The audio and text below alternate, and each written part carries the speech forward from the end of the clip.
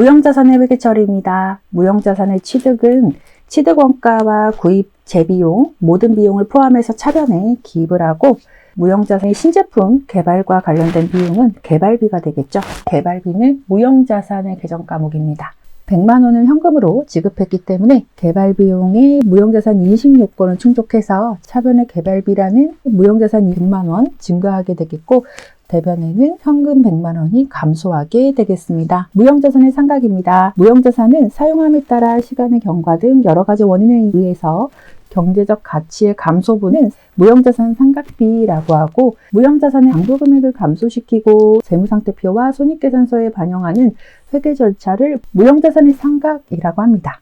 무형자산의 잔존가치, 남아있는 가치는 항상 없는 것을 원칙으로 하기 때문에 잔존가치 금액은 0원이 되겠습니다. 문제 보겠습니다. 2023년 12월 31일 거래이고 결산 시에 특허권 20만 원을 대해서 정액법으로 상각을 합니다. 결산은 연 1회이고 내용 연수는 4년입니다. 정액법의 공식은 취득금액에서 잔존가치를 차감을 하고 내용 연수로 나눈 금액으로 정액법을 계산합니다. 정액법의 공식대로 대입을 하면 취득금액은 20만 원이 되겠고 잔존가치는 없는 것으로 원칙으로 하기 때문에 0원, 내용연수는 4년이 되겠습니다. 계산을 하면 5만 원이 되겠죠. 차변에 무형자산 상각비라는 판매비와 관리비가 발생하게 되겠고 대변에는 특허권 5만 원이 감소하게 되겠습니다. 직접법으로 감소시키는 방법으로 상각을 하기 때문에 대변에는 감가상각 누계액이라는 간접법으로 인식할 때 사용하는 계정 과목을 사용하지 않고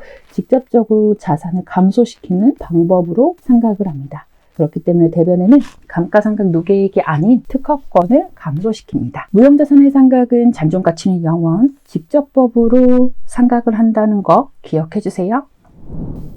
기타 비이동자산의 회계처리입니다. 기타 비이동자산은 임차보증금과 장기매출채권, 장기미수금이 있습니다. 먼저 임차보증금입니다. 업무용 건물을 2년간 임차하고 보증금 2천만 원과 이번 달 월세 30만 원을 현금으로 지급하였습니다. 현금으로 지급했기 때문에 대변엔 현금이라는 보증금과 월세 금액 2,030만 원이 감소하게 되겠고 차변에는 임차보증금이라는 기타 비이동자산의 1천만 원 증가하겠습니다. 이 임차료라는 판매비와 관리비도 발생하게 되겠는데 보증금은 기타 비이동자산, 임차료는 판매비와 관리비라는 것을 기억해 주세요. 장기 매출채권입니다. 매출채권은 외상매출금과 받으러움의 통합계정인데 장기 매출채권은 외상매출금과 받으러움이 1년 이상 걸려서 회수가 가능하다는 것을 기억해 주시면 되겠고요. 상품 30만 원을 매출하고 대금은 만기가 2년 후인 약속 어음으로 받기로 하였습니다. 어음으로 받기로 했다면 받을 어음인데 회수기간이 1년 이상이기 때문에 장기 매출 채권이 됩니다.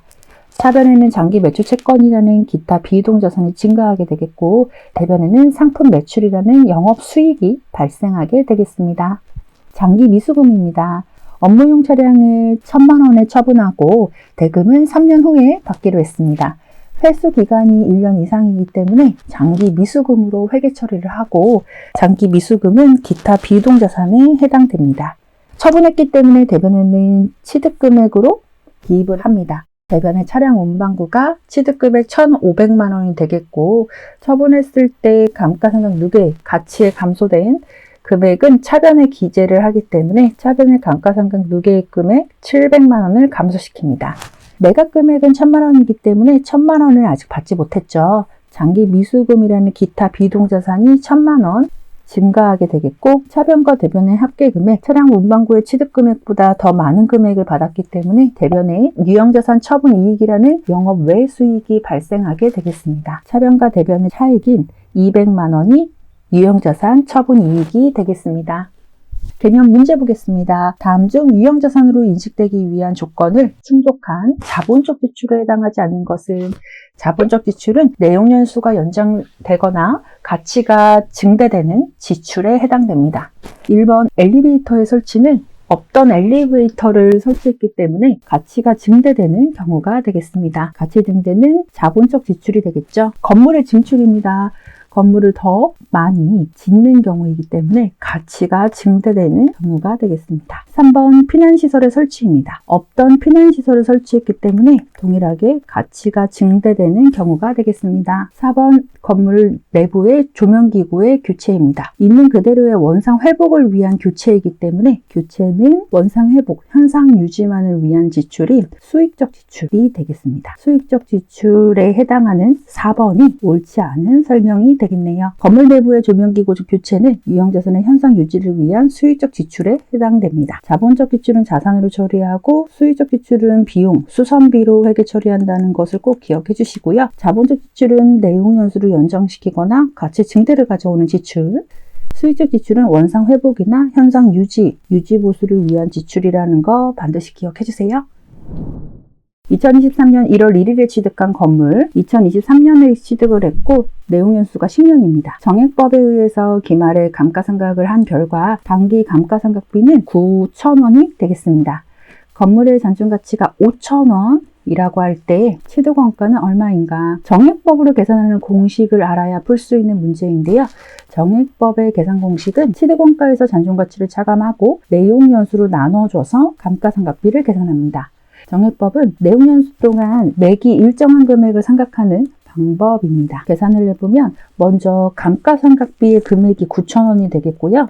취득원가의 금액은 구해야 되는 금액이 되겠고 잔존가치는 5,000원, 내용연수는 10년이 되겠습니다. 9,000원이 되도록 계산을 해주면 취득금액은 95,000원이 되겠네요. 답은 2번이 되겠습니다.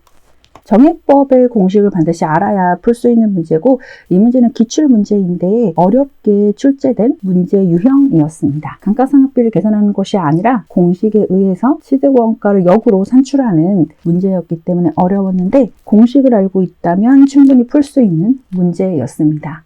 마지막 문제입니다. 잔액시산표상에서 그 대칭 관계가 옳지 않은 것은 차변에는 자산과 비용이 기재되고 대변에는 부채와 자본, 수익이 기재됩니다. 시산표상에서 옳지 않은 관계를 찾는 문제인데요. 차변 대여금은 자산에 해당하고 차입금은 부채에 해당하기 때문에 옳은 설명입니다.